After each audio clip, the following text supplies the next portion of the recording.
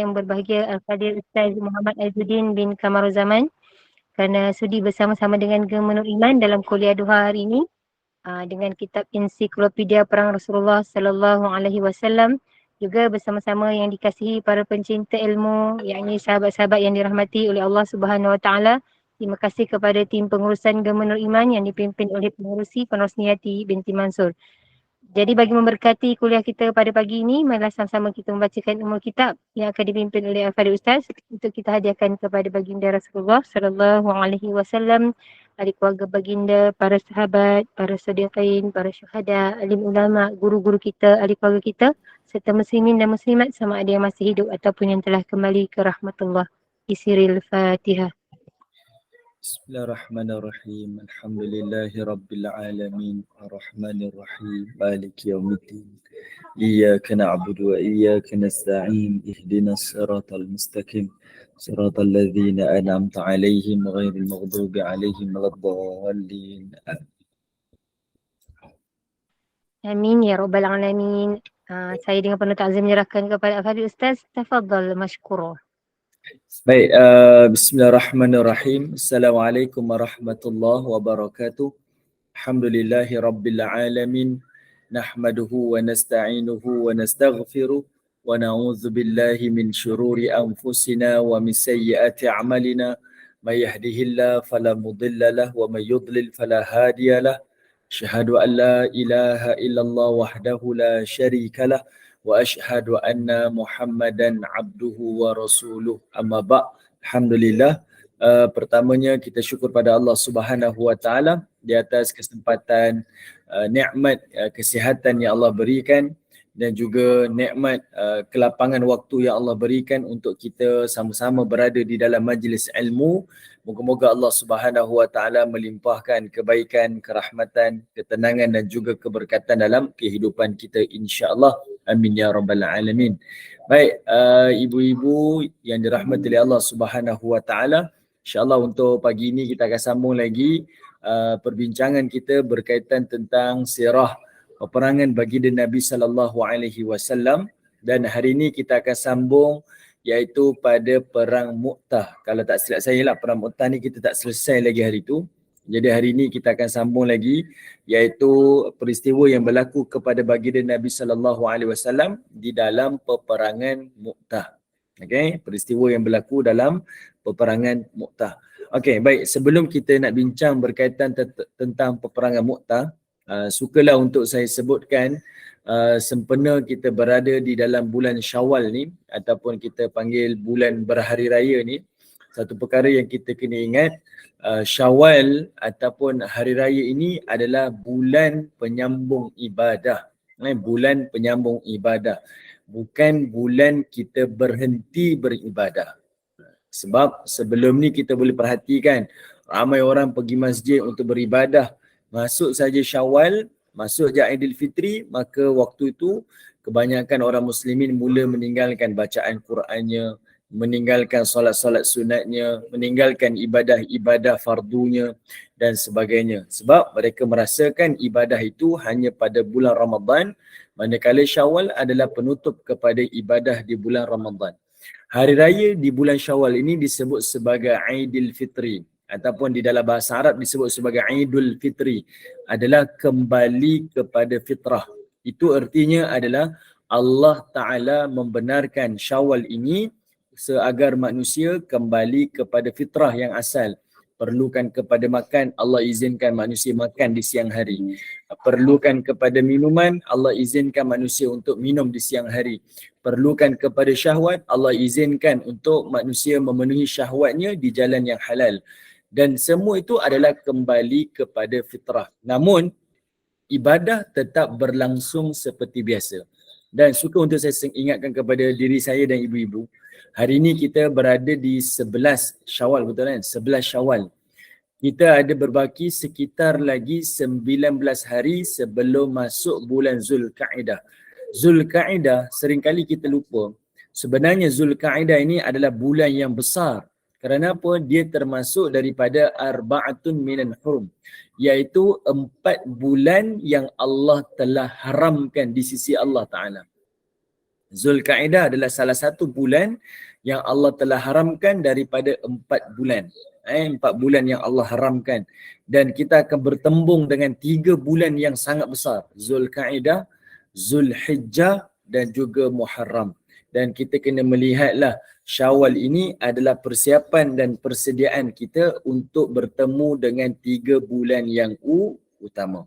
Bayangkan dahulu kita pernah sebut nak menghadapi Ramadan ada bulan Rejab, bulan haram kan, bulan Rejab, bulan haram. Kita pun bersiap macam-macam perkara untuk bertemu dengan Ramadan. Bayangkan sekarang ni persiapan kita ada sebulan je untuk bertemu dengan 3 bulan yang lebih besar. Ini bulan haram. Dan bulan haram ni kata Abdullah bin Abbas, dia sama maksudnya dengan tanah haram. Melakukan ketaatan di dalam bulan haram, Allah akan lipat gandakan ganjaran pahala. Dan melakukan kemaksiatan di dalam bulan haram, Allah juga akan melipat gandakan azab di dalamnya. Okay?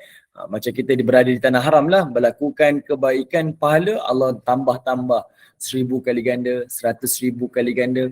Tapi bila kita buat dosa di tanah haram, Allah bayar cash, Allah akan lipat gandakan azab. Ini keimanan kita dan itu berlaku kepada bulan haram. Cuma bulan haram ni lebih besar kerana tanah haram terikat dengan tempat, tetapi bulan haram dia terikat dengan masa.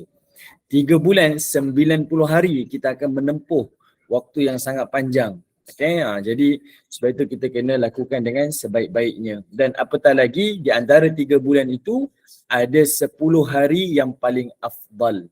Sehingga Nabi sebut dalam satu hadis, kata Nabi SAW, "Ma min ayyam ahabbu ilallah." Tidak ada hari yang paling Allah cintai amal soleh hambanya melainkan al-yaumul ashar. Adalah 10 hari di awal Zulhijjah. Di antara 3 bulan tu ada 10 hari yang paling istimewa di sisi Allah Subhanahu wa taala. Jadi apa yang saya nak sampaikan di mukadimah pagi ni adalah jadikan Syawal sebagai persiapan persediaan kita untuk menghadapi bulan-bulan yang lebih utama selepas ini. Okay, bulan-bulan yang utama. Bulan Ramadan Allah Ta'ala sebut tentang hari-harinya. Tetapi pada bulan Zulhijjah Allah bersumpah di dalam hari-harinya. Itu nak tunjukkan keutamaan dia lah. Okay, tetapi dia seringkali dilalaikan, dilupakan oleh umat Islam tentang keutamaan pada bulan Zulhijjah. Okay, baik. Ibu-ibu yang dirahmati oleh Allah Subhanahu wa taala, insya-Allah untuk pagi ini kita akan sambung di dalam peperangan Mu'tah. Kita tengok pada muka surat yang ke-186. Saya rasa kita dah bincang separuh dah. Sedikit mukadimah pada perang Mu'tah. Jadi hari ini kita lanjutkanlah daripada awal dan saya cuba tengoklah sampai mana kita akan selesaikan berkaitan tentang peperangan Mu'tah. Okey. Peperangan Mu'tah berlaku pada tahun yang ke-8 8 Hijrah dan dia berlaku pada bulan Jamadil Awal. Dan perang Mu'tah ni di dalam bahasa Arab disebut sebagai Ghazwatul Mu'tah. Kalau kita yang belajar sirah ni, bila sebut je ghazwah, kita dah faham satu perkara yang saya selalu sebutkan pada ibu-ibu, iaitu ghazwah dekat sini adalah merujuk kepada peperangan yang Nabi hadiri. Dia tak sama dengan perkataan Sariyah. Sebab itu saya masih lagi kekalkan di dalam bahasa Melayu, dalam kitab ni, kalau perang yang Nabi tak hadir disebut sebagai Sariyah, dan perang yang Nabi hadir yang di dalam bahasa sebagai ghazwah, saya akan sebut sebagai perang. Okay? Sebab itu kalau tengok, kalau perang-perang yang lain tu saya sebut Sariyah, tapi perang-perang utama saya sebut perang. Okay. Satu perkara yang kita kena ingat, di dalam peperangan Mu'tah, Nabi tak hadir dalam peperangan ni. Nabi tak menjadi ketua panglima perang. Tetapi perang ini tetap disebut sebagai Ghazwah Mu'tah. Sebagai Ghazwah Mu'tah. Kenapa? Sebab ada 2 perkara. Okay, ada 2 perkara. Pertama, ini adalah bilangan tentera Islam yang paling teramai selepas perang Ahzab ataupun perang Khandaq. Sebab di dalam perang Khandaq ataupun perang Parit ataupun kita panggil perang Ahzab, ni perang yang sama 3 nama. Ahzab, Khandaq, Parit. 3 perang yang sama, dia tak berbeza sama, nama je berbeza. 3 perang ni dia mengumpulkan 3,000 tentera Islam. Satu-satunya perang yang peringkat awal hijrah tu, Nabi berjaya kumpulkan tentera Islam seramai 3,000 tentera. Dan diulangi jumlah yang sama ramai ni adalah di dalam peperangan Mu'tah. Ni ibu-ibu, saya sebut ni paling ramai ni adalah kerana peringkat awal hijrah. Kalau ibu-ibu tengok sepanjang hayat Nabi, nanti ada lagi ramai lagi. Puluh ribu pernah cecah tentera Nabi ni. Cuma peringkat awal, kalau kita ikut daripada tahun pertama hijrah, tahun kedua sampailah tahun 8 hijrah ni, paling ramai Nabi pernah kumpul 3,000 tentera. Sampailah tahun ke-8 hijrah. 3,000 tentera ni paling ramai. Okay. Satu, dia pernah berlaku dalam perang Ahzab, itu pun kerana tentera Islam nak dihancurkan daripada dalam kota Madinah. Tentera Islam tak keluar. Jadi sebab itu dia ramai 3,000 tentera. Cuma bezanya dalam perang Mu'tah ni, tentera Islam keluar berangkat daripada Madinah menuju ke satu lokasi namanya Balqa. Balqa ni adalah satu daerah yang berada di sempadan Saudi dan juga Jordan. Hari ini dia berada di Jordan lah, Karak di Mu'tah. Ada satu daerah dekat Jordan ni, Karak atau Mu'tah. Kalau ada anak-anak ibu-ibu yang belajar di Jordan, salah satu universiti yang diiktiraf di Malaysia ni adalah University of Mu'tah. Okay, ni pelajar-pelajar kita yang belajar di Jordan ni ramai ilmuwan-ilmuwan kita di Malaysia ni pun yang belajar di Universiti Mu'tah. Universiti Mu'tah. Universiti Mu'tah ni berhampiran lah dengan tempat berlakunya peristiwa peperangan Mu'tah. Okay. Alright. Pertama, sebab jumlah tentera Islam paling ramai, 3,000 tentera. Kedua, dipanggil sebagai Ghazwah sebab dalam rekod peperangan Nabi, sepanjang hayat Nabi ni, inilah satu-satunya perang yang Nabi, para sahabat Nabi ni bertembung dengan tentera paling ramai, iaitu seramai 200,000 tentera. Berapa persen ni beza dia? 3,000 tentera Islam bertembung dengan 200,000 tentera musyrikin. Daripada 200,000 ni kalau kita pisahkan, 100,000 tu adalah tentera Rom yang daripada Byzantine. Kalau kita belajar sejarah, kita akan tahu ada Rom yang dikenali sebagai Rom Byzantine. Okay, inilah Rom Byzantine ni, 100,000 tentera Rom saja. Manakala 100,000 yang lain itu adalah daripada kabilah-kabilah Arab. Kabilah-kabilah Arab ni yang dia cenderung kepada kerajaan Rom sebab mereka duduk di utara walaupun dia duduk di Jazirah Arab, di semenanjung tanah Arab ni, tapi dia duduk di utara yang dia ni terpengaruh dengan budaya pemikiran orang-orang Rom. Jadi mereka lebih bersekutu dengan kerajaan Rom berbanding daripada orang Arab.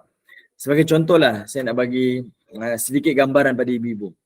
Kalau ibu-ibu yang maklum, mungkin sebahagiannya ramai maklum, di Switzerland kan, hari ni Switzerland dia tidak ada bahasa rasmi kan. Switzerland ni tak ada bahasa rasmi. Switzerland ni dia bertutur di dalam bahasa Jerman. Kenapa dia tutur bahasa Jerman?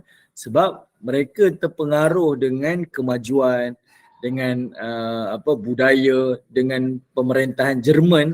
Akhirnya dia memberi pengaruh kepada daerah yang lain. Walaupun di negara yang berbeza, tetapi pengaruh tu kuat.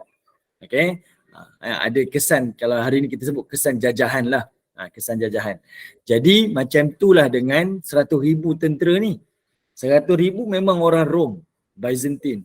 100,000 tu orang Arab, tetapi orang Arab yang duduk di bawah pengaruh Rom. Okay, mereka ni banyak kabilah lah. Kabilah Bali lah, kabilah itulah, kabilah ni banyak kabilah-kabilah ni bergabung dan dia mengumpulkan tentera musyrikin ketika itu adalah seramai 200,000. Bertembung dengan tentera Islam seramai 3,000 tentera. Ramailah. Kalau kita ikut nisbah purata lebih kurang seorang tentera Islam dia perlu berhadapan dengan 67 tentera musyrikin. Seorang tentera Islam dia kena bertembung dengan 67 tentera musyrikin. Ramai ni 67 orang. Kalau budak sekolah ni seorang cikgu, dia kena handle hampir 2 kelas. Kan, hampir 2 kelas dia kena handle. Macam-macam perangai, macam-macam kerena. Tetapi di medan perang tak. Dia bertembung dengan macam-macam kekuatan lah. Ada 67 kekuatan yang luar biasa lah daripada kerajaan Rom ni. Dan kita kena tahu kerajaan Rom ni tentera dia bukan seperti mana tentera Islam. Tentera Islam ni mereka ni macam-macam kerjaya. Ada yang sebagai ahli perniagaan, ada yang sebagai muazzin, ada yang sebagai ilmuwan agama, ada yang sebagai pekebun tamar dan sebagainya, pengusaha tamar, macam-macam. Bila dipanggil perang, mereka berhimpun jadi tentera. Tetapi kerajaan Rom pada waktu itu, mereka memang bekerja, bertugas dan terlatih sebagai tentera. Okay? Jadi dua sebab inilah yang menyebabkan perang Mu'tah ni dipanggil sebagai Ghazwah, walaupun perang ni tidak dihadiri oleh baginda Nabi SAW. Okey, apa yang berlaku dalam perang ni kita tengok utusan Nabi SAW membawa surat ke penguasa Basrah. Bukan Busrah, boleh juga sebut Busrah lah, Basrah. Al-Haris bin Umar Al-Azdi, ni sahabat Nabi ni. Dia ni pembawa utusan. Kenapa? Sebab selepas perjanjian Hudaibiyah, bila ada gencatan senjata di antara Madinah dengan Mekah, Nabi mula rasakan pengaruh Mekah ni dah tak ada dah. Dan Nabi ambil peluang itu untuk berdakwah. Nabi hantar surat-surat dakwah ni kepada penguasa-penguasa, pemerintah-pemerintah yang berada sekitar Madinah. Nabi hantar surat. Jadi salah seorangnya Nabi hantar kepada pemerintah di Basrah. Okay. Jadi utusannya siapa? Namanya Al-Haris bin Umair. Al-Haris bin Umair. Jadinya masa Nabi SAW hantar surat ni, Al-Haris bin Umair ni dia sampai dekat satu daerah namanya Balqa. Balqa ni kawasan yang dah hampir dah dengan kawasan yang dituju oleh Al-Haris ni. Cumanya masa sampai kat Balqa ni, pemerintah dia nama Syurabil. Kalau ibu-ibu tengok pada buku tu 186, saya disebut kat atas tu, Syurabil bil Amru Al-Ghassani. Okay, dia ni pemerintah lah, gubernur. Gubernur, kita sebut sebagai gubernur. Zaman sebelum ni pun, pada zaman apa saya lupa dah. Ada satu zaman ni memang kalau kita panggil menteri besar lah ataupun ketua menteri, tapi mereka masih lagi mengekalkan dengan perkataan gubernur lah. Jadi mereka ada gubernur-gubernur mereka di setiap daerah. Jadi gubernur ni tanya kepada Al-Haris ni, sahabat Nabi sebagai utusan ni, kamu nak pergi mana? Dia kata saya nak hantar surat ini kepada baginda Nabi, kepada penguasa Basrah. Lalu Syurabil ni buat apa tuan-tuan? Dia pun tangkap sahabat Nabi yang sebagai utusan ni, dia tangkap, diikat lalu dipenggal kepalanya. Saya sebutkan dahulu kan, utusan ni dia ni duduk di bawah perlindungan. Macam wartawan dunia hari ni lah. Mereka ni duduk di bawah perlindungan PBB. Bawah PBB. Kalau dia pergi buat liputan berita di kawasan kancah peperangan, tak dibenarkan untuk disentuh. Okay? Diberikan perlindungan sebab dia nak ambil liputan berita tu. Kalau dia bunuh, maka boleh diambil tindakan lah kepada mereka ni. Jadinya, zaman dahulu macam tu juga. Kalau utusan dibunuh, itu sebenarnya lebih dahsyat daripada pengisytiharan perang. Okay, tapi Syurabil ni memang dia degil. Bila dia tangkap saja, dia terus penggal kepala Al-Haris bin Umar Al-Azdi ni, sahabat Nabi SAW. Dan inilah permulaan berlakunya kes peperangan Mu'tah. Ni ibu-ibu ingat sampai bila-bila. Nabi bukan nak berperang. Nabi tak ada kaitan pun dengan cerita orang Rom, Byzantine waktu itu. Tak ada kaitan pun. Hanya orang Mekah saja yang pergi berdagang dekat Syam di bawah pemerintah Rom waktu itu. Itu saja. Tapi macam mana boleh berlaku perang? Sebab kes ni. Okay? Sebab Syurabil ni dia pergi bunuh, penggal kepala Al-Haris. Syurabil ni siapa? Syurabil ni orang Arab lah. Syurabil ni orang Arab. Dia dilantik jadi gubernur di daerah Balqa. Okey, baik. Sekarang kita tengok. Sebaik Rasulullah menerima berita kematian Al-Haris bin Umair, baginda terus mempersiapkan 3,000 tentera muslimin untuk menutup bela. Daripada Abdullah bin Umar, dia berkata Nabi SAW telah melantik Zaid bin Harisah sebagai panglima untuk peperangan Mu'tah. Lalu baginda pun bersabda, jika Zaid terbunuh, maka Ja'far menggantikannya. Jika Ja'far terbunuh, maka Abdullah bin Rawahah yang menggantikannya. Hadis riwayat Al-Bukhari. Awal-awal lagi Nabi SAW dah sebut dah. Kalau Zaid bin Harithah gugur, naik Ja'far bin Abi Talib. Kalau Ja'far bin Abi Talib gugur, naiklah Abdullah bin Rawaha. Nabi sebut awal dah. Sebab nak tunjuknya, dari sudut logik, memang kita tak menang lah. 3,000 nak bertembung dengan 200,000 tu bukan senang. Dan satu perkara ibu-ibu kena ingat. Okey, sebelum tu ibu-ibu boleh ikuti ke kuliah saya? Boleh dengar suara saya? Boleh, Boleh. Ustaz. Alhamdulillah. Fokus insyaAllah.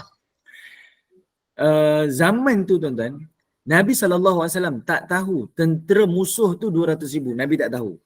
Perkara tu tahu apabila tentera Islam dah bergerak, dah sampai dekat satu tempat namanya Ma'an. Ma'an ni adalah satu lokasi yang dah hampir dah dengan kawasan Mu'tah ni. Waktu itulah baru mereka tahu tentera Rom keluar 200,000. Baru tahu. Kalau Nabi tahu peringkat awal, Nabi tak hantar 3,000. Mungkin ada perancangan lain sebab Nabi tak akan buat satu keputusan yang menganiaya ataupun menzalimi para sahabat lah. Jadi Nabi tak tahu. Okay? Dan itu menunjukkan kepada kita, Nabi tak tahu perkara ghaib melainkan adalah melalui wahyu. Tapi kita hari ni pula, ada seorang ni tahu pula cerita ghaib. Oh ni hebat ni. Sepatutnya orang macam tu kita kena hati-hati. Sebab Nabi pun tak tahu perkara ghaib, macam mana dia tahu perkara ghaib.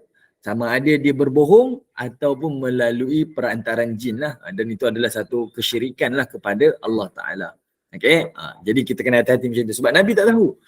Kalau Nabi tahu 200,000, takkanlah Nabi nak pergi hantar 3,000 tentera. Berapa persen tu? Beza jauh tu. 3,000 dengan 200,000 tentera. Beza. Tapi Nabi tak tahu. Jadi Nabi hantar. Sebab musuh kita dah, sahabat kita dah dibunuh. Utusan dibunuh. Jadi Nabi SAW hantar ni adalah untuk menuntut bela di atas kematian sahabat baginda Nabi SAW. Jadi keluarlah 3,000 tentera ni. Okey, Nabi pun tahu secara logiknya, ni taktikal sebagai seorang pemerintah. Kita nak berhadapan dengan tentera musuh, maka kita kena ada persiapan yang paling rapi lah. Dan Nabi mempersiapkan tentera yang paling kental waktu tu. Paling kental. Dan Nabi pilih ketua panglima yang paling terkuat di antara tentera panglima Nabi SAW. Ni maksudnya Nabi buat paling the best di antara yang paling the best yang pernah Nabi lakukan. Sebab kalau bukan Nabi tak nak persiapkan 10,000. Kalau ada 10,000, 10,000 Nabi hantar. Tapi sebabkan satu, Nabi tak tahu berapa ramai tentera. Yang kedua, Nabi SAW ada kemampuan sebanyak tu. Itulah yang Nabi hantar. Okay, jelas Okay. Jadinya Nabi SAW dia tunjukkan kepada kita teladan sebagai seorang pemerintah ni, iaitu kita kena baca setiap perkara tu, keadaan, suasana. Kalau orang berniaga, dia kena baca suasana orang berniaga lah. Kalau kita sebagai ketua jabatan, ketua unit, kita kena baca lah kita punya anak-anak buah kita punya perangai. Semua kena tahu. Jadi Nabi SAW tahu dia nak bertemu dengan tentera yang paling kuat, lebih kuat daripada kerajaan Quraisy, kerajaan Mekah. Maka tentera yang Nabi hantar paling ramai, 3,000 tentera. Dan Nabi hantar 3 ketua panglima Nabi. 3 ketua panglima. Dan dekat situ Nabi SAW boleh agak dah. Dengan beza kekuatan antara tentera Islam dengan orang-orang Rom, Nabi anggap mungkin akan berlakunya syahid di antara kalangan para sahabat Nabi SAW. Okay, sebab itu Nabi persiapkan backup adanya 3 ketua panglima Nabi SAW. Okay, sekarang ni kita tengok tuan-tuan. Kenapa Nabi SAW kenapa Nabi pilih 3 ketua panglima ni? Zaid bin Harithah, Ja'far bin Abi Talib, Abdullah bin Rawaha. 3 panglima ni bukan Nabi pengen petik kamulah. Kamulah. Tidak. Ini Nabi SAW dia sangat kenal tentera-tentera dia. Sangat kenal para sahabat dia. Sebab itu kalau kita belajar leadership daripada baginda Nabi SAW ni, salah satu sifat seorang kita kata ketua, pemimpin, dia mesti kenal anak buah dia. Macam mana nak kenal anak buah? Perlu ke berkasih sayang? Tak. Cukup dia tahu anak buah dia ni daripada mana. Latar belakang keluarga macam mana, family-nya berapa ramai, anak-anak berapa ramai, supaya dia tahu.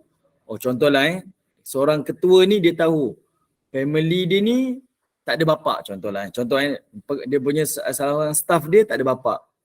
Jadi dia punya anak buah dia ni lah bapa kepada adik-beradik yang lain. Kalau ada pelepasan cuti, dia ni lah sepatutnya yang paling layak lah untuk ambil cuti. Sebab dia ni lah bapa kepada adik-beradik dia. Nampak tak? Faham maksud saya? Dia kenal sungguh watak-watak daripada kalangan tentera-tentera dia. Jadi Nabi pilih 3 ni antara sebabnya kenapa Zaid bin Harisah. Sebab Zaid bin Harisah ni adalah sahabat Nabi yang paling banyak memimpin ketenteraan. Kalau ibu-ibu cek sendiri dalam buku perang ni, Zaid bin Harisah ni dia memimpin lebih daripada 3 kali. Dan dia adalah sahabat yang paling banyak memimpin peperangan baginda Nabi SAW. Paling banyak maksudnya dia paling terlatih dan dia paling profesional. Okay? Dan Zaid bin Harisah ni bukan sekadar tu je. Bahkan dia adalah anak kesayangan baginda Nabi SAW. Semua orang maklum Zaid bin Harisah ni adalah anak angkat Nabi. Dia adalah anak angkat baginda Nabi SAW. Jadi Nabi nak tunjukkan waktu kita bertembung dengan tentera besar ni, gegasi ni, kita tak hantar sahabat-sahabat yang kita tak suka. Tapi kita hantar sahabat yang paling kita cintai. Bab harta, keluarga dapat dulu. Bab berperang, kita hantar sahabat dahulu. Oh tak.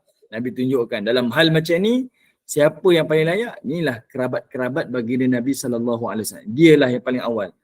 Bukan sekadar dia paling dicintai, nak tunjukkan kita walk the talk lah, cakap super bikin. Tapi Nabi SAW juga nak tunjukkan kepada para sahabat, dia betul-betul layak. Sebab antara para sahabat, dia paling banyak memimpin ketenteraan. Bukan orang lain, dia paling banyak. Semua orang sahabat akui kepimpinan Zaid bin Harisah. Kedua, Nabi memilih Ja'far bin Abi Talib. Ja'far bin Abi Talib ni dia terkenal adalah kerana dia antara sahabat awal yang memeluk Islam dan dia adalah merupakan adik-beradik dengan Ali bin Abi Talib. Dia adalah anak kepada bapa saudara Nabi Abu Talib bin Abdul Muttalib. Nabi hantar kerabat dia ni, Ja'far. Dan Ja'far ni diakui kepimpinan dia iaitu peristiwa di Habsyah. Kalau ibu-ibu ingat lagi saya pernah cerita, waktu Nabi hantar sahabat Nabi ke Habsyah, ada 2 orang utusan musyrikin pergi berangkat ke Habsyah, jumpa dengan Raja Najasyi. Cakap dengan Raja Najasyi, iaitu wahai Raja Najasyi, pulangkanlah orang-orang Mekah yang meminta suaka politik dengan kamu ni, hantar balik. Lepaskan mereka dan biar mereka balik semula ke kota Mekah. Kenapa? Sebab kami ni membawa suara ataupun membawa harapan daripada keluarga mereka. Lalu Najasyi ni dia tak nak buat macam tu, tak nak zalimi sesiapa. Lalu Najasyi tanya kepada orang Islam, agama kamu ni betul ke agama sesat yang dicakap-cakap oleh orang-orang Mekah ni? Siapa yang bawa suara orang Islam? Waktu tu adalah Ja'far bin Abi Talib. Dialah yang berhadapan dengan Najasyi sebagai wakil orang Islam di Habsyah, dan dialah yang bercakap berterus terang dengan Najasyi. Sampai Najasyi ni dia menangis sampai basah janggut dia. Dan dia pernah kata pada Ja'far, agama kamu dan agama aku ni berada di atas satu garisan yang sama. Ini ucapan daripada Najasyi sendiri kepada Ja'far. Maksudnya orang Islam akui Ja'far ni bukan calang-calang. Dia pernah memimpin kita di dalam peperangan, di dalam peristiwa di Habsyah. Okay, dia akuilah kepimpinan dia.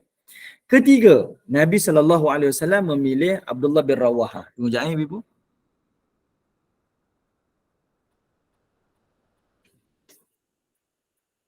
Okey, yang ketiga, memilih Abdullah bin Rawahah. Siapa Abdullah bin Rawahah? Abdullah bin Rawahah ni satu-satunya dalam perang ni, bukan dalam perang ni, sebagai ketua panglima yang bukan daripada orang Mekah. Tetapi dia ni adalah sahabat Nabi daripada Madinah. Abdullah bin Rawahah orang Ansar. Orang Ansar. Tapi kenapa Nabi pilih dia? Sebab Abdullah bin Rawahah ni, dia ni adalah penyair yang paling terkenal. Terkenal ni orang tak heran dah sekarang. Dia adalah penyair yang paling terviral pada zaman. Okay? Dia adalah penyair yang paling terviral lah pada zaman tu. Okay? Jadi dia ni ada pengaruh dia. Okey, saya nak sebut pada ibu-ibu, tanya dululah. Apa fungsi penyair pada zaman Nabi ni dengan zaman kita? Apa fungsi penyair? Menaikkan semangat dalam perang. Okey, kalau zaman kita ni, dia duduk di posisi yang mana? Dari sudut jawatan ke, kerja ke. Sebab penyair ni dia sangat beri impak pada zaman tu. Memanglah kita faham, dia naikkan semangat tentera-tentera, sahabat-sahabat Nabi kan. Tapi Artinya zaman, dia ada komunikasi. okey, hampir-hampir dah tu. Okey, saya bagi jawapan dia. Dia ni, penyair pada zaman Nabi ni, dia lebih dekat dengan influencer pada zaman kita. Influencer. Okay, mungkinlah penyair zaman tu macam penyanyi lah. Kalau dia nyanyi orang akan ni. Tapi nak dekatkan kita ni kefahaman kita, penyair pada zaman tu dia macam influencer. Dia ada follower-follower dia. Kalau dia sebut je orang akan terpengaruh. Orang akan terpengaruh. Okay. Macam zaman sekarang lah, ibu-ibu follow siapa nama? Yang WhatsApp guys tu, Khairul Aming tu kan. Motivator tu Ustaz. Motivator dia kurang sikit lah nak kata. Sebab motivator ni dia tak ada follower dia. Dia mungkin cakap orang boleh terima. Tetapi kalau macam influencer hari ni lah, kalau kita zaman kita ni influencer, dia jual sambal nyet-nyet tu orang beli. 3 minit buka 10,000 botol terjual. Contohlah buat macam ni orang beli, buat macam ni orang beli. Dia cakap macam ni orang boleh ikut. Saya nampaklah dia lebih dekatlah dengan kedudukan position penyair pada zaman Nabi tu dengan influencer pada zaman ni. Jadi Nabi memilih Abdullah bin Rawaha sebab dia ramai follower dia. Dia ramai pengikut dia. Jadi Nabi bawa salah seorang ketua pemimpin tu daripada Ansar sebab Nabi nak orang Ansar yang memang suka dengan syair-syair daripada Abdullah bin Rawaha ni akan ikut jejak langkah Abdullah bin Rawaha. Maksudnya Abdullah bin Rawaha jadi ketua panglima kan. Dia yang akan memimpin. Jadi ramailah orang yang akan follow. Contohlah ada seorang influencer ni. Ibu-ibu minat. Contohlah saya tak tahu siapalah. Minat. Influencer ni kata apa? Saya buka bisnes, kita buat affiliate. Jual apa? Blender contohlah. Ramai orang follow dia. Ramailah, saya nak jadi ejen lah, saya nak ejen. Saya nak jual biskut raya, semua orang nak jual biskut raya. Saya nak tu, ramai. Dia ada pengaruh dia kan. Itu nama influencer tu, pengaruh. Jadi, kalau kita faham Nabi punya strategi ni, kita faham kenapa Nabi memilih 3 watak ni. Okay? Dan saya sikit nak sebutkan tentang Abdullah bin Rawaha ni.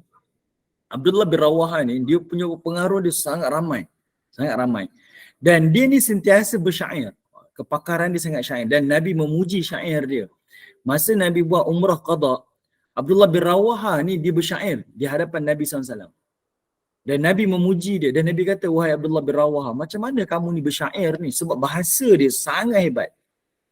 Lalu, kalau zaman hari ni lah, orang bersyair, kalau zaman dulu orang bersyair hebat, orang hari ni, dia penulis write up. Tahu tak, kalau kita tengok iklan-iklan airlines kan, iklan airlines ke, iklan Celcom ke, iklan dekat TV.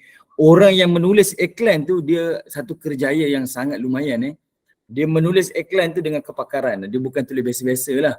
Dia bukan, okey kita tulis je tak. Dia menulis tu dengan kepakaran. Sebab wording dia tu pendek tapi tepat. Sampai mempengaruhi orang lah. Okey.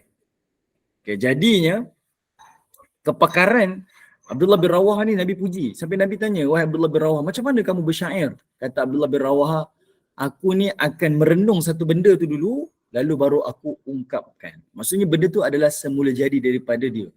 Special lah, gifted lah Allah beri pada Abdullah bin Rawaha. Itu kelebihan dia. Tetapi Abdullah bin Rawaha ni disedih. Ada satu ayat Allah Ta'ala sebut dalam Quran. Allah kata apa?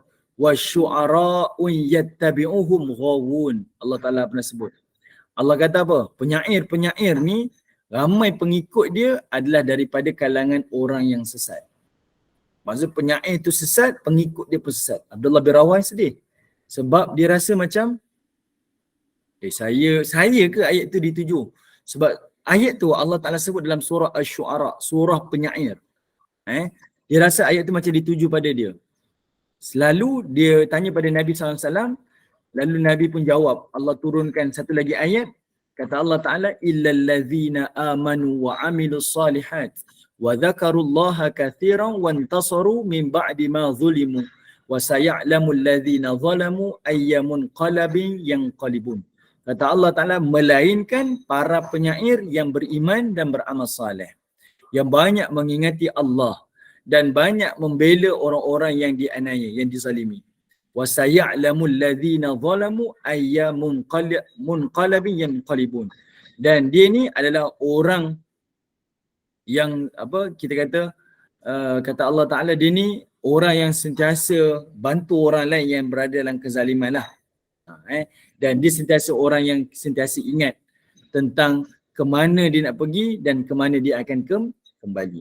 Ini antaralah ayat yang Allah Ta'ala sebut dan dia berlaku kepada Abdullah bin Rawaha. Jadinya kalau influencer hari ni, influencer ke artis-artis ke, selebriti-selebriti ke, yang kita tahu kita ada ramai follower, peminat kita, ingat Allah Ta'ala beri ingatan pada ayat tu dan jadikan Abdullah bin Rawaha ni sebagai kita punya teladan lah.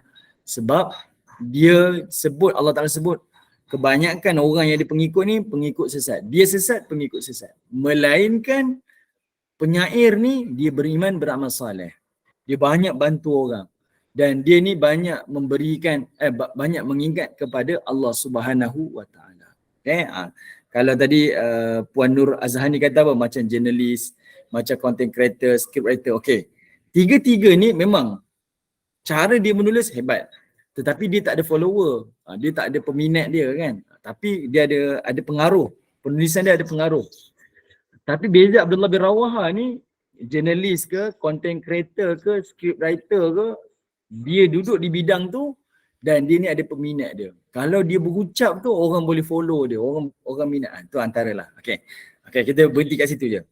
Apa yang saya nak terangkan pada ibu-ibu, itu antara sebab kenapa Nabi pilih 3 orang ni menjadi ketua panglima perang.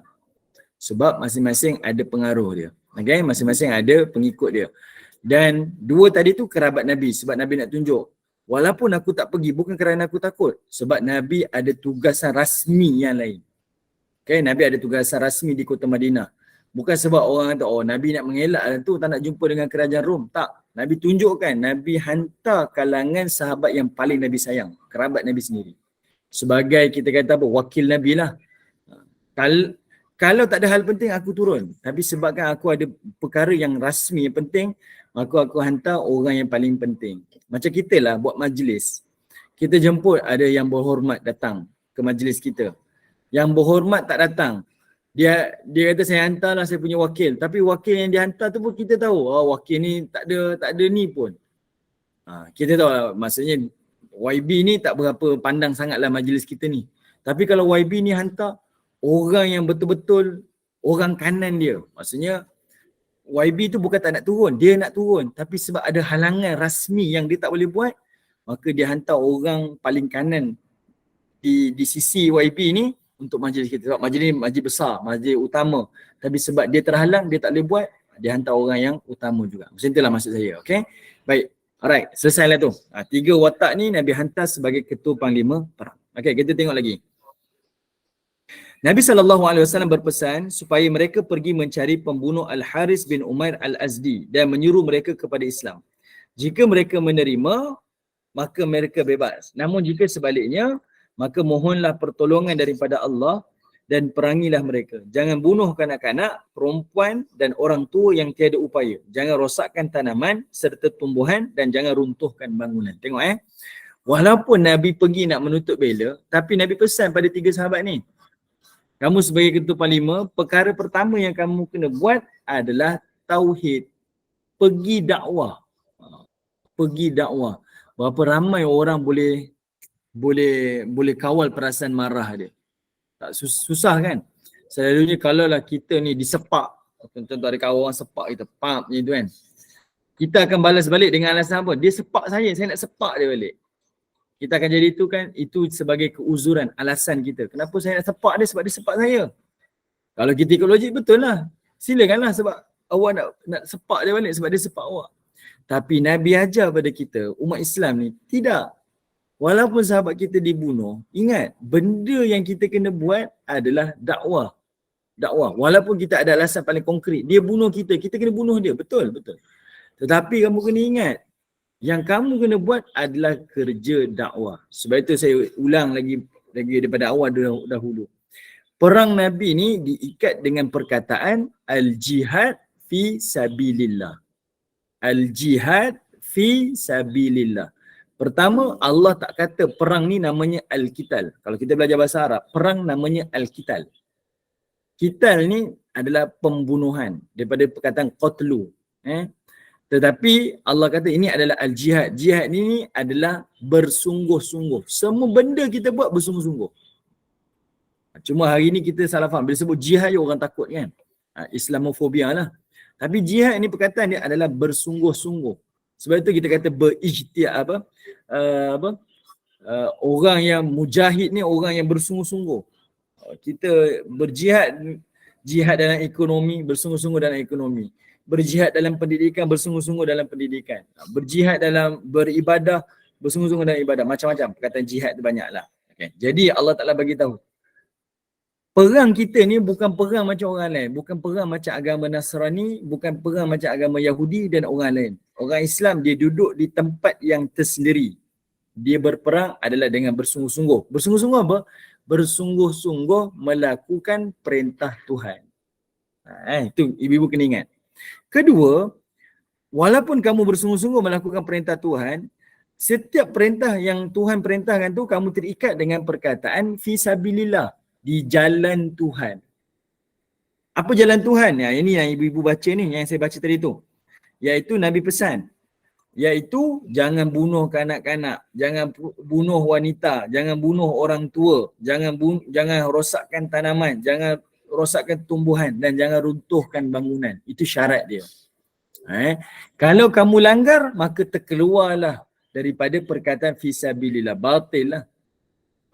Maksudnya kamu berperang bukan di jalan Tuhan, tetapi di jalan selain jalan Tuhan. Tak diterima jihad kamu. Ini adalah perintah daripada Allah Subhanahu Wa Taala. Okey, kalau kita faham macam ni, kita yang belajar ni ibu-ibu, kita kena fahamkan kepada orang lain supaya orang nampak sebenarnya agama kita ni bukan berdiri di atas jalan pedang ataupun jalan peperangan. Tidak. Tak sama dengan agama lain.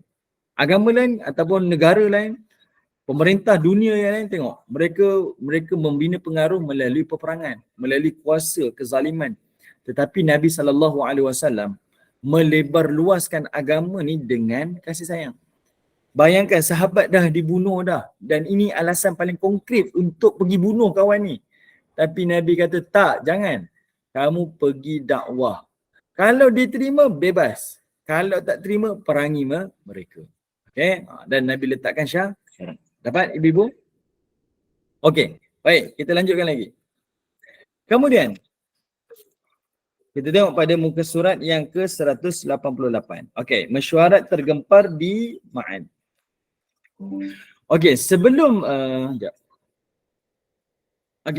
berlakunya peristiwa ni, sebelum mereka sampai ke Ma'an, mereka keluar daripada Madinah ni, Nabi SAW hantarlah sahabat-sahabat ni. Dan waktu tu Abdullah bin Rawaha ni orang Ansar. Dia menangis waktu dia nak keluar daripada Madinah, nak menuju ke Mu'tah ni. Dia menangis. Lalu sahabat-sahabat tanya, "Kenapa kamu menangis wahai Abdullah bin Rawaha?" Lalu Abdullah bin Rawaha ni kata apa? "Aku menangis ni bukan sebab penyakit wahan." Wahan ni maksudnya hubbud dunia Bukan sebab aku cintakan dunia, takut pada kematian, tak. Aku menangis ni adalah kerana dia kata apa? Kerana aku teringat satu firman daripada Allah Subhanahu Wa Taala. Ini orang bahasa kan? Dia orang penyair kan? Dia sangat terkesan dengan ayat-ayat Quran. Dia kata apa? Allah Ta'ala pernah sebut satu ayat. Kata Allah Ta'ala, tidak ada seorang pun di antara kamu kalau sampai kepadanya sesuatu perkara yang pasti berlaku, pasti akan berlaku juga. Maksudnya kalau Allah dah tetapkan satu perkara, kematian ke, kemenangan ke, kekalahan ke sebagainya, dia akan tempuh juga. Ini keimanan lah, tauhid kita pada Allah. Kalau Allah tetapkan macam itulah. Dia fikir apa? Aku tak boleh bayangkan apa yang akan berlaku kepada aku setelah aku melepasi takdir Tuhan tu. Kalau aku mati, apa yang berlaku? Maksudnya, adakah Tuhan redha pada aku? Adakah Tuhan ampuni aku? Dia risau tu, bukan dia risau takut terlalu cintakan dunia, tidak. Dia fikir benda macam tu. Lalu sahabat-sahabat dia kata, tak, insya-Allah Allah akan selamatkan kamu. Dan adalah sahabat-sahabat disebut lagi ucapan-ucapan yang lain. Lalu Abdullah bin Rawaha ni dibangun dan dia bersyair lagi. Ya Allah, tak habis-habis bersyair. Sebab dia ni memang orang bahasa, hatinya terlalu lembut kan. Orang melankolik macam ni. Jadi dia bersyair lah, naik semangat dia, lalu dia pun keluar berjihad. Okey. Baik, lalu dia pun berkeluar. Kita tengok mesyuarat tergempar di Ma'an. Pasukan muslimin menerima kejutan sebaik tiba di Ma'an. Okey, sampai dekat Ma'an baru dia tahu tentera Rom berapa ramai yang keluar. Iaitu mereka tak menyangka terdapat 200 tentera Rom dan sekutunya yang dipimpin oleh Hercules sedang menunggu mereka di Ma'ab, di Balqa. Okay. Hercules ni pemerintah kerajaan Rom Byzantine. Okay, dia dah keluar bersama dengan 200,000 tentera dan mereka sedang tunggu di Balqa. Bayangkan sahabat-sahabat baginda Nabi SAW ni tengah fikir, kita ni macam mana? Masa tu mereka dah separuh jalan lah dekat Ma'an. Ma'an ni separuh jalan lah.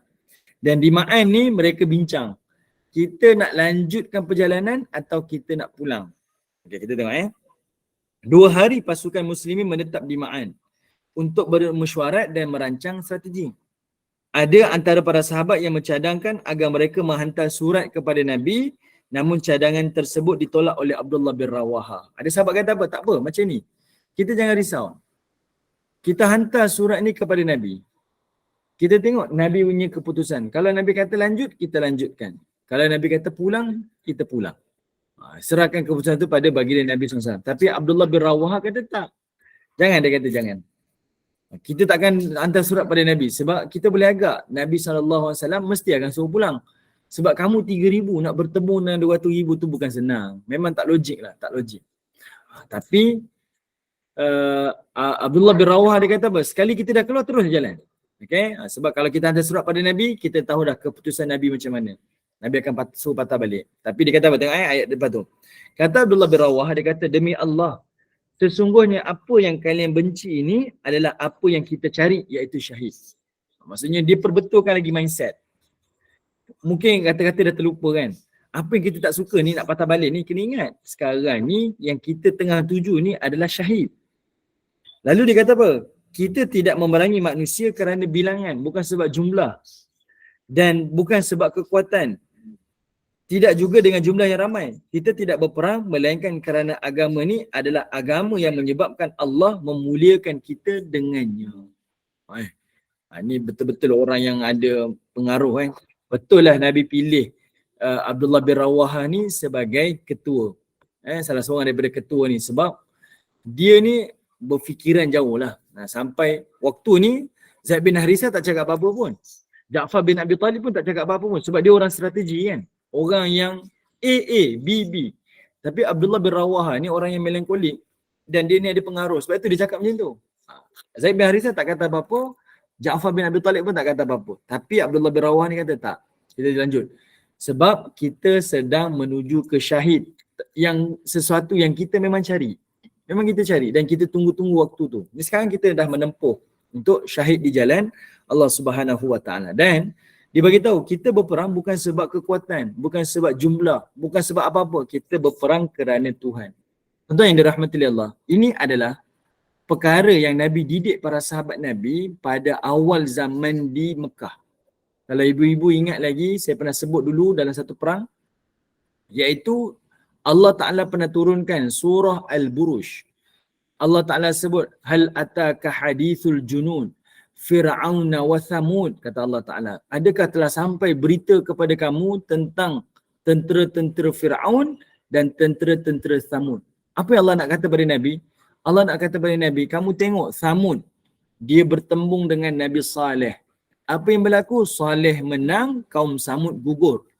Majority lawan minority. Kaum Thamud ni majority, Nabi Saleh minority. Siapa menang? Minority menang kerana mereka menegak agama Tuhan.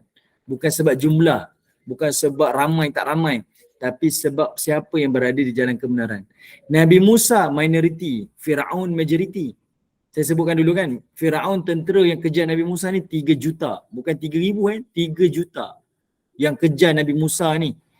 Lalu Nabi Musa menang ke kalah? Nabi Musa menang. Lepas daripada lautan, Fir'aun tenggelam dalam lautan dengan tentera dia. Yang menang bukan majority, yang menang minority. Dia bukan isu jumlah, bukan isu kuat. Isu dia siapa yang berada di jalan Tuhan. Dan itulah dialog yang diucapkan oleh Abdullah bin Rawaha kepada sahabat. Pertama dia kata kita sedang menuju syahid. Yang kedua kita berperang bukan jumlah, bukan kekuatan, tapi kerana Tuhan. Okey. Kemudian dia pun kata apa? Ayo berangkatlah, sesungguhnya di sana terdapat dua kebaikan. Dia bagi satu jaminan. Ada dua kebaikan. Pertama, sama ada kita menang. Kebaikan yang pertama. Kalau tak menang, yang kedua, kita tetap dapat kebaikan, iaitu kita syahid. Jadi berbaloi sebenarnya. Kalau kita pergi, tak ada istilah rugi, tak ada istilah kalah. Sama ada menang atau syahid. Dia bukan menang lawan kalah, menang atau syahid. Kamu nak mana? Menang, dunia kamu dapat kemenangan. Kalau kamu gugur, kamu mati syahid. Kamu akan menang di hari akhirat. Yang ucapan ni lah menyebabkan orang-orang Islam, tentera-tentera Islam ketika itu naik semangat dia dan mereka setuju untuk terus mara pergi ke Balqa untuk bertemu dengan 200 tentera daripada Rom. Subhanallah. Ini antaralah ucapan. Dan tepatlah pilihan Nabi memilih Abdullah bin Rawahah. Seorang tokoh yang pempengaruh lah pada zaman kita ni, influencer yang sangat mempengaruhi para sahabat baginda Nabi SAW. Okey, boleh? Okey, baik. Tuan-tuan yang dirahmati oleh Allah Subhanahu Wa Taala. Kita tengok Kemudian menggempur musuh di medan Mu'tah. Saya bagi logik macam ni. Kenapa sahabat-sahabat Nabi? Sahabat Nabi dia bukan takut tau. Dia bukan takut. Tapi saya duk fikir dalam-dalam kan. Kenapalah sahabat Nabi berhenti dekat Ma'an, dia tak berfikir macam Abdullah bin Rawahah. Contoh macam Zaid bin Harisah dan Ja'far ni. Kenapa dia tak berfikir macam Abdullah bin Rawahah? Kenapa nak kena hantar surat pada Nabi? Kenapa tak terus mara je kan? Kita nak syahid kan? Saya fikir-fikir rupa-rupanya mungkinlah salah satu. Ni saya fikirlah. Mungkinlah salah satu sebab dia. Abdullah bin Rawahah, Ja'far bin Abi Talib dan juga Zaid bin Harisah ni saya kata dia pemimpin yang memang jenis straight orangnya. Kalau A, kalau B. Pergi, balik. Macam tu je. Dia jenis, kan ada sifat manusia macam tu kan. Dan mungkin juga kerana dua tokoh ni, dia memikirkan dahulu di dalam peperangan Ahzab ataupun perang Khandaq dahulu, kita ada 3,000 tentera. Dan kita bertembung dengan Quraisy seramai 10,000 tentera. Bayangkan, tentera Islam 3,000 bertemu dengan 10,000 tentera, pun kita mengambil masa sebulan untuk menang. Sebulan. Itu pun tentera-tentera sahabat pun dalam keadaan macam-macam. Kritikal lah. Okay, dikepung, dihenyak, dalam keadaan ketakutan, kebimbangan, bekalan makanan tak mencukupi, macam-macam. Itu pun sebulan. Sekarang ni kita nak hadapi 200,000 tentera. Berapa lama kita nak lawan? Saya fikir mungkin itu antara logik kenapa dia masih lagi berkira-kira. Kita nak mara ataupun tak nak mara. Okay? Sebab itu kalau kita dalam perbincangan pun, ibu-ibu sendiri pun, dalam Gemma Nur Iman kan, ada mungkin ada badan lembaga dalam NGO ni kan, dalam Gemma Nur Iman mungkin ada macam-macam pandangan. Orang ni jenis orang yang jenis kalkulate sikit. Dia memang ikut fakta, ikut data. Kita jumlah macam ni. Ada orang jenis langgarnya. Kan? Tak apa. Itu jangan risau. Jumlah ramai jangan risau. Kita jalan je. Contohlah, Gemma Nur Iman nak buat majlis open house. Kita punya ahli kita ni dah cecah 5,000 ahli contohlah. Kita pula dana banyak ni, macam ni. Kalau kita buat majlis macam ni, boleh ke ni? Tampung ni, berapa ramai nak datang ni? Contohlah, kita fikir macam tu kan. Seorang ni fikir, tak payah buat lah. Sebab kalau kita buat, susah, takut tak cukup. Ada seorang lagi fikir, tak apa, buat je, jalan je terus. Biasa kan macam tu, kita jumpa orang macam tu. Maka macam itulah dengan sahabat baginda Nabi SAW. Okay? Zaid bin Harisah fikir, kalau dulu kita lawan 10,000 pun sebulan, macam mana nak lawan dengan 200,000? Berapa lama kita nak lawan ni? Tahan ke tak tahan? Sebab itu dia tunggu keputusan daripada Nabi. Tapi Abdullah bin Rawahah sebaliknya lah. Dia kata kita lanjutkan sahaja sebab ini adalah syahid. Menuju kepada syahid. Kalau kita pergi, kita dapat dua kemenangan. Sama ada menang ataupun syahid.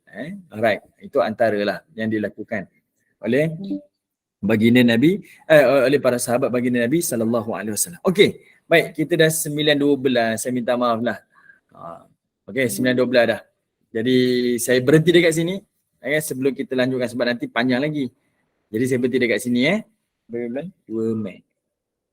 Okey. Nak buka soalan ke Ustaz? Mungkin satu soalan dulu kot. Satu soalan lah kalau ada. Silakan kalau ada soalan. Kalau ada soalan. Ustaz, apa yang saya suka dan menarik tentang Perang Mu'tah ni, tertarik kepada Abdullah Rawahah lah. Sebab kata-kata syair dia itu sangat membangkitkan semangat. Saya ada dengar yang dia kata sesungguhnya kemenangan tu ada dua. Menang itu menang, syahid itu pun menang. Ya, betul. Betul. Lepas tu dia kata mati itu pasti, sama ada mati di atas katil atau mati kemuliaan di medan jihad. Masya Allah. Betul. Itu antara ucapan-ucapan dia yang kita sendiri pun berbekas kan. Yalah, kita semua akan mati juga. Kamu nak mati atas katil, mati juga. Kamu nak mati di jihad, mati juga. Tapi kamu nak mati dekat mana? Buatkan kita fikir dua kali. Memang kita akan mati. Takut saya takutlah pergi jihad mati. Tapi inilah peluang kamu nak mati lebih baik daripada mati di tempat yang lain. Macam itulah cara dia. Abdullah Rawahah ni syahid Ustaz di medan Mu'tah. Ya, dia syahid dalam medan Mu'tah. Selepas dia syahid itulah baru naik Khalid bin Al-Walid. Barulah masa tu Khalid baru masuk Islam masa tu. Okay, ini tahun yang Khalid baru masuk Islam. Dan waktu tu Khalid ni baru orang nanya nampak ketokohan Khalid sebagai ketua panglima dalam masa dia belum Islam lagi. Tapi selepas peristiwa ni memang Nabi SAW banyak minta Khalid bin Al-Walid ni pimpin peperangan. Banyak lepas peristiwa ni. Ustaz, kali satu soalan boleh Ustaz? Boleh sila. Ustaz, apa yang saya dengar penerangan pada Ustaz kan, Nabi tidak akan memerangi mana-mana pihak ataupun negara jika tidak diperangi dulu. Tapi ada juga Nabi menghantar utusan-utusan untuk mereka pihak-pihak tertentu tu memeluk agama Islam. Kalau mereka gagal berbuat demikian, adakah Nabi memerangi mereka Ustaz? Tak, Nabi tak perang. Dan ini berlaku sebenarnya pada ada kan Nabi hantar beberapa surat. Salah satu surat di mana saya tak ingat lah. Yang mana salah seorang daripada penguasa tu dia mengoyakkan surat dakwah baginda Nabi SAW dan dia menghalau utusan Nabi ni supaya pulang. Dia balik sebab ada yang menerima Islam, ada yang tak terima. Dia kata saya tak nak beriman tapi saya terima cara baik lah. Maksudnya dia mengalu-alukan kedatangan utusan tu. Jadi Nabi SAW mendoakan kehancuran bagi kerajaan tersebut. Nabi tak kata okey kita hantar tentera, tak. Nabi tak buat. Tapi Nabi doakan lah sebab dia menolak dakwah tu lah. Sekadar doa sahaja. Nabi tak hantar tentera. Terima kasih Ustaz. Sama-sama. Okey, Bonda Mira. Baik, tak adalah. Kita tutup lah Ustaz. Alhamdulillah, Masya Allah. Simpulannya Rasulullah SAW. Ya? Ada? Kanda tu Ustaz, bukan bonda. Boleh Oh je. ya kanda. Okey, baik. Allah Rabbi. Okey, Rasulullah SAW ni bukan sekadar berperang tetapi untuk menyebarkan Islam dengan akhlak dan kasih sayang yang ditunjukkan oleh Rasulullah SAW. Semoga kita mendapat ibrah lah daripada setiap kisah perang Rasulullah SAW.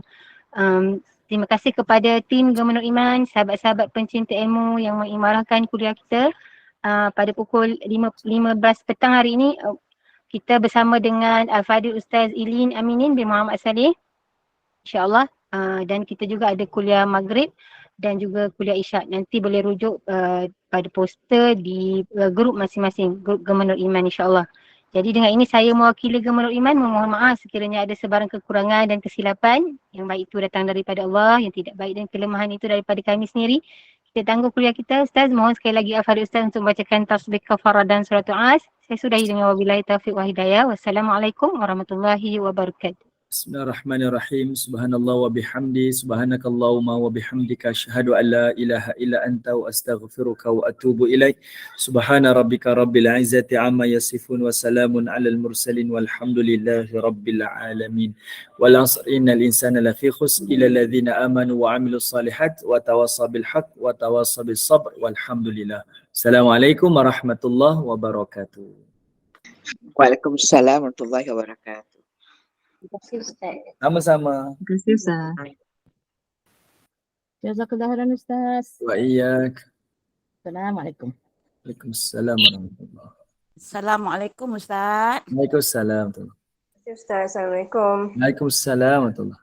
Terima kasih Ustaz. Assalamualaikum Assalamualaikum. Ustaz. Waalaikumsalam Selamat warahmatullahi. Hari Raya Ustaz. Selamat Hari Raya. Ya, Mak Wan boleh ucap selamat raya Mak Azai Batin Ustaz. Oh, Mak Azai Batin. Selamat Hari Raya. Kita dah ucap dah ikut Facebook Ustaz.